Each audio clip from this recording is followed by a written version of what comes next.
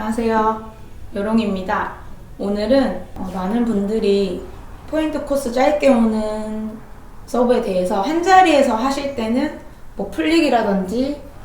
아니면 커트라든지 뭐 날리는 기술을 되게 잘 사용을 하고 계세요. 그냥 우리가 배운 대로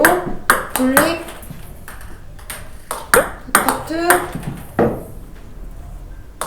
뭐 날리는 거라든지 짧게 놓는 게 되게 자유롭게 사용들을 잘 하시는데 시합에 나가면은 이제 이쪽이 좀 불안하다고 말씀하시는 분들이 많은 것 같아서 왜 여기가 조금 리시브가 어려운지 몇 가지에 대해서 좀 짚어보도록 하겠습니다. 첫 번째는 제가 생각하기에는 리시브 자세에서 일단 스타트 동작이라고 말씀을 드려야 될 것 같아요.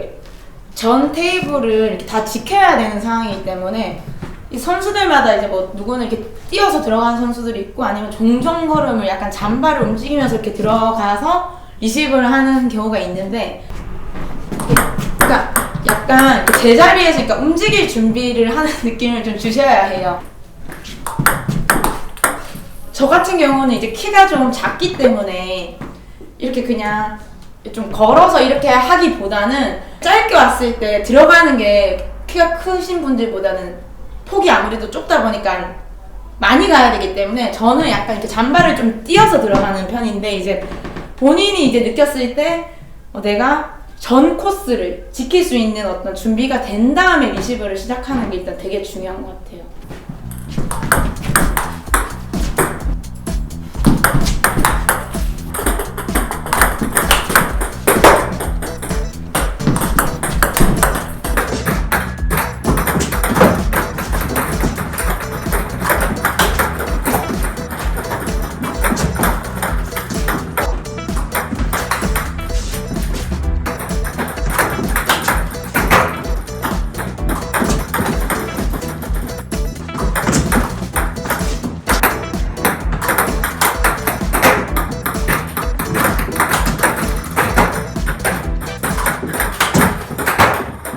보통 이게 포핸드 짧게 서브가 왔을 때 실수하시는 분들을 보면은 움직이려고 하시는 모습이 다리에서 안 보이는 경우가 굉장히 많습니다.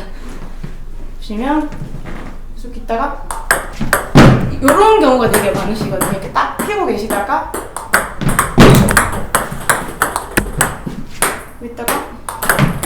이런 식으로 가시는 경우가 많은데, 어디 올지 모르는 상황인데 이렇게 서 있어 버리면 여기도 조금 반응이 늦을 수가 있기 때문에 이토미마 선수의 리시브 자세를 보면은 되게 이렇게 방방 이렇게 뛰고 있으시는 거 다들 알고 계시죠? 그러니까 키가 아무래도 작다 보니까 이게 들어가는데 시간이 걸리기 때문에 정말 이렇게 많이 뛰고 있는 걸 아실 거예요. 그래서 이제 자신의 신체 조건에 맞게 뭐 이렇게 종종 걸음을 한다든지 아니면 뭐 진짜 좀 뛸 준비를 하신다든지 아니면 그냥 딱 누르고 있다가 준비를 한다든지, 이거는 상황에 맞게 한번 잘 만들어 보시면 좋을 것 같습니다. 또 이제 포핸드 코스 짧게 왔을 때 실수 많이 하시는 이유 중에 또 한 가지는 순간적으로 내가 그 상대방의 라켓을 놓쳤을 때 늦은 경우가 분명히 있어요. 근데 그렇게 늦은 상황에서 오히려 늦었다고 생각하고 너무 급하게 달려들어서 치시는 분들이 많으신 것 같아요. 들어가는 게 늦은 상황에서 이렇게 빠르게 들어가시려고 하시는 분들 많으시거든요. 특히 짧게 왔을 때는 몸이 최대한 가까이 가야 되는데 늦었다고 생각을 하게 되면 아무래도 팔을 뻗게 되고 조금 더 앞에서 이제 몸하고 공이 먼 상태에서 공을 많이 치게 되는데, 이럴 때는 실수가 정말 많이 발생을 해요. 그래서 이제 제가 말씀드리고 싶은 부분은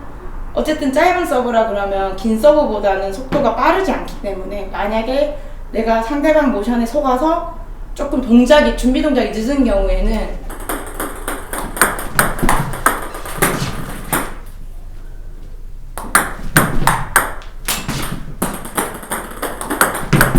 오히려 이렇게 한 박자 더 늦춰가지고 안전하게 넘겨주고 이제 다음 동작을 준비를 하는 식으로 조금 해보시면은 이렇게 그냥 한 점 버리는 거 또 내 포인트로 가져올 수도 있기 때문에 너무 늦었다고 막 급하게 달려들지 마시고 하나 제대로 연결해보시고 준비하시는 것도 좋은 방법이 될 것 같습니다. 처음 만난 상대의 서브가 조금 이제 모션이 헷갈리거나 상대방 서브가 너무 애매하고 좀 긴장된 상황에서 정확하게 리시브가 불가능할 때가 정말 많다고 생각을 하거든요. 이제 그럴 이럴 때 이제 보통 실수라기보다 조금 아쉬운 부분이 이게 상대방 서브가 약간 애매한 경우가 있습니다. 이게 약간 커트가 먹은 것 같기도 하고 회전인 것 같기도 한데 좀 안 보여서 너무 불안할 때, 그럴 때 이제 많은 분들이 실수하시는 경우가 이렇게 너무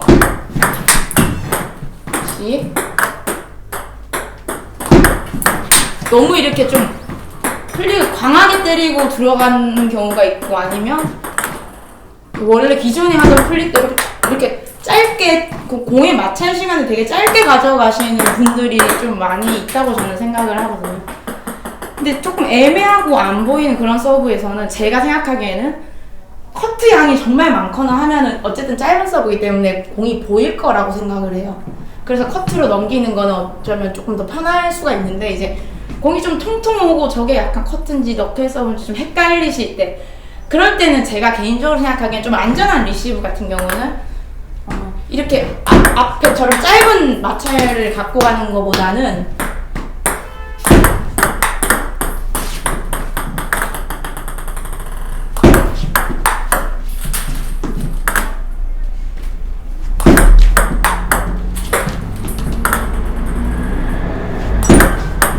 공을 조금 이렇게 오래 가지고 가는 게 훨씬 더 조금 정확도가 높다고 저는 생각을 하거든요. 커트도 마찬가지로 이렇게 너무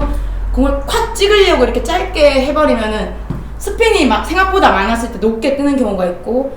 커트 양이 좀 많았을 때 네트에 막 꽂히고 날아가고 하는 이런 상황이 많이 생기기 때문에, 만약에 내가 서브가 안 보인다 그러면은 박자를 좀 아예 조금 늦추셔가지고 공을 좀 이렇게 오래 갖다 붙여가지고 하나 넘겨주고 하나 받는다라는 생각으로 좀 안전하게 리시브를 해보시면 좀 도움이 될 것 같습니다. 커트를 하시더라도 이렇게 낮게라도 주면 상대방이 강한 공격을 중요한 포인트에서 긴장된 상황에서 막 스매싱이 날라오고 하지는 않기 때문에, 안 보일 경우에는 오히려 이렇게 타이밍을 더 붙여서 주는 느낌으로 공을 깎지 않아도 약간 이렇게 밀어서 이렇게 낮게 보내는 방법도 있기 때문에, 이렇게 풀어서 주는 방법도 있고, 약간 플릭을 이렇게 몸으로 이렇게 들어가는, 손목을 무조건 써야지 플릭이 아니라고 저는 생각을 하거든요. 무조건 이게 처음 배운 대로 우리가 깎이는 그런 서브를 플릭하듯이 손목을 많이 흔들게 되면 약간 회전이나 조금 안 깎이는 공이 왔을 때 중요할 때 정말 미스들이 많으시거든요. 그러니까 이제 우리 배우시는 기본 플릭에서 조금 더 이제 응용을 하셔가지고 손목을 쓰는 플릭 말고 약간 몸으로 이렇게 밀어주는 이런 플릭 연습을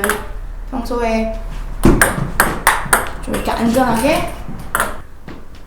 이렇게 몸으로 이렇게 들어가는 느낌으로 한번 이렇게 플릭을 한번 해보시는 것도 좋은 방법이 될 것 같아요. 만약에 여기서 커트가 조금 먹는다 그래도 이게 걸릴 것 같지만 생각보다 내가 이렇게 이 팔 전완근의 힘으로 밀어주고 있는 거기 때문에, 오히려 저 같은 경우에는 조금 더 자신이 없을 때 이렇게 손목을 이렇게 탁 쓰는 것보다는 조금 더 공을 천천히 보고 조금 이렇게 팔로 이렇게 전완근으로 좀 몸으로 이용해서 이제 공을 좀 넣는 이런 방식이 좀 안전하다고 생각을 하기 때문에 무조건 이제 기본으로 배웠던 우플릭이나 커트 꼭 이런 것만 사용해야 한다는 건 아니기 때문에 지금 영상 보시는 분들도 만약에 플릭이 조금 너클 서브가 어렵다고 하신다면 제가 오늘 말씀드린 전완근과 몸을 사용해서 손목을 좀 사용하지 않고 힘을 전달하는 이런 방식도 있다는 거를 참고하셔서 연습해 보시면 도움이 될 것 같습니다. 이제 막상 이제 시합을 이제 시작하다 보면은 포핸드 쇼트는 누구나 다들 하는 기술이라고 생각을 하고 이렇게 잔 플레이에 대한 중요성이 되게 높아지게 되는데요. 기본 이제 포핸드 코스 짧게 가는 다리 스텝부터 해서 이제 뭐 너클 서브나 어떤 횡이 들어왔을 때 기본 플릭에서 조금 더 응용해서 뭐 안전하게 밀어준다든지 날린다든지 뭐 스톱이나 커트 등을 이렇게 한 가지만 집착을 하신다기보다 사람 서브에 따라서 내가 뭐 이런 커트도 할 수 있고 저런 커트도 할 수 있고 뭐 플릭도 이상하게 뭐 이렇게 바깥으로 할 수 있는 거기 때문에 너무 이렇게 꼭 이렇게 해야 된다라고 생각을 하시면 리시브가 많이 어려워지는 것 같아요. 그래서 오늘 제가 설명해드린 거를 좀 참고하셔가지고